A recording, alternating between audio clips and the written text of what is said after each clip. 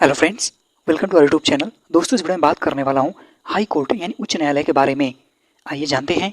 Article 214 यह कहता है कि हर राज्य में हाई कोर्ट होगा। आर्टिकल 231 कहता है कि एक हाई कोर्ट को एक से अधिक राज्यों का कार्य दिया जा सकता है। ऐसा करने की शक्ति संसद के पास है।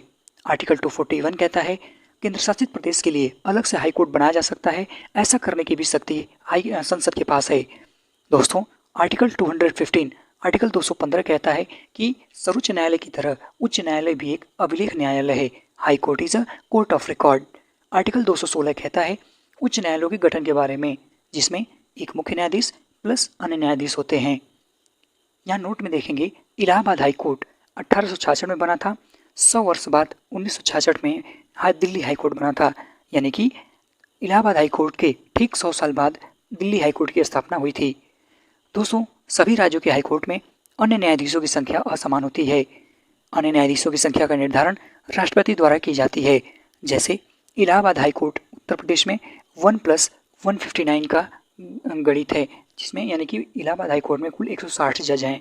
बम्बई हाईकोर्ट में 94 वो वन जो एक हैं वो मेन मतलब हेड जज हैं और 93 अन्य जज हैं। उसी प्रकार दिल्ली में 60, पटना में 59, राजस्थान में 50। जम्मू कश्मीर हाई कोर्ट जम्मू कश्मीर के साथ साथ लद्दाख केंद्र शासित प्रदेश का भी कार्य देखता है। वर्तमान में केवल 2 यूटीज हैं जिनकी अपनी हाई कोर्ट है, एक तो दिल्ली, दूसरी जम्मू कश्मीर। अनुच्छेद 217 उच्च न्यायालय के न्यायाधीश की नियुक्ति प्रेसिडेंट द्वारा होती है, ऐसा इसमें प्रावधान है। 2 शर्तें क्या हैं? 10 वर्ष तक न्यायिक पद पर रहा हो और 10 वर्ष तक हाई कोर्ट में अधिवक्ता रहा हो। न्यायाधीशों की नियुक्ति के लिए हाई कोर्ट में कॉलेजियम प्रणाली अपनाई गई है। हाई कोर्ट के मुख्य न्यायाधीश की नियुक्ति राष्ट्रपति द्वारा होती है। ठीक है। राज्यपाल के अन्य न्यायाधीशों की नियुक्ति राष्ट्रपति द्वारा होती है। जो हाई कोर्ट के मुख्य न्यायाधीश की नियुक्ति होती है राष्ट्रपति द्वारा, वह राज्यपाल और चीफ जस्टिस ऑफ इंडिया के परामर्श पर होती है। वहीं हाई कोर्ट के अन्य न्याय जजेस की नियुक्ति जो राष्ट्रपति करते हैं, वह राज्यपाल और chief justice of high court और chief justice of supreme court यानी उस राज्य के उनकी परामर्श से करते हैं। उपरोक्त दोनों स्थितियों में अगर एक हाई कोर्ट से एक से अधिक राज्य जुड़े हुए हैं तो नियुक्ति करते समय सभी राज्य के राज्यपाल से परामर्श लिया जाएगा। चीफ जस्टिस ऑफ इंडिया के परामर्श तभी माना जाएगा अगर उन्होंने अन्य 2 वरिष्ठ न्यायाधीशों से बात की हो उपरोक्त नियुक्तियों में। कार्यकाल 62 वर्ष। इस्तीफा राष्ट्रपति को देते हैं, शपथ राज्यपाल दिलाते हैं। अनुच्छेद 219 में इसका उल्लेख है। आर्टिकल 220 कहता है chief justice of high court जो होंगे वो सुप्रीम कोर्ट में केवल प्रैक्टिस कर सकते हैं। जो हाई कोर्ट के जज की सैलरी है वह राज्य की संचित निधि से जाती है। पेंशन भारत की संचित निधि से जाती है। वहीं सुप्रीम कोर्ट के अन्य न्यायाधीशों के बराबर 2.5 लाख मतलब उनको पेमेंट मिलता है, जो कि chief justice of high court होते हैं। यानी chief justice of high court को 2.5 लाख पेमेंट मिलता है। वहीं हाई कोर्ट के अन्य न्यायाधीशों को 2,25,000 वेतन मिलता है। अनुच्छेद 222 जज का एक हाई कोर्ट से दूसरे हाई कोर्ट को अंतरण ट्रांसफर ऑफ अ जज प्रेसिडेंट कर सकते हैं तथा अन्य 2 हाई कोर्ट के चीफ जस्टिस से भी परामर्श लेते हैं। एक तो जहां या जिस हाई कोर्ट से जज का ट्रांसफ़र होना है और दूसरा जिस हाई कोर्ट को ट्रांसफ़र होना है वहाँ के सीजीआई से परामर्श लेते हैं। सीजीआई की सलाह पर जो होता है जज का एक हाई कोर्ट से दूसरे हाई कोर्ट में अंतरण होता है। सीजीआई प्लस 4 जो वरिष्ठ जज होते हैं उनसे परामर्श लेते हैं। यहाँ पर नेक्स्ट बिंदु हमारा है कार्यकारी मुख्य न्यायाधीश acting chief justice of high court. इनकी नियुक्ति राष्ट्रपति द्वारा की जाती है अनुच्छेद 223 के तहत। अनुच्छेद 224 अपर और कार्यकारी न्यायाधीशों की नियुक्ति के बारे में बात करता है राष्ट्रपति द्वारा। ठीक है। अनुच्छेद 225 जिस राज्य का हाई कोर्ट होगा केवल उसी या उन्हीं राज्य के मामले में सुनवाई करेगा। नोट, कार्यभार बढ़ने पर राष्ट्रपति द्वारा ये नियुक्तियां की जाती हैं। इनमें से अपर न्यायाधीश केवल 2 वर्ष के लिए नियुक्त होते हैं, परंतु कार्यकारी न्यायाधीश 62 वर्ष की उम्र आयु तक यानी आयु तक बने रह सकते हैं। अनुच्छेद 226 हाई कोर्ट द्वारा रिट जारी करने की शक्ति दी गई है।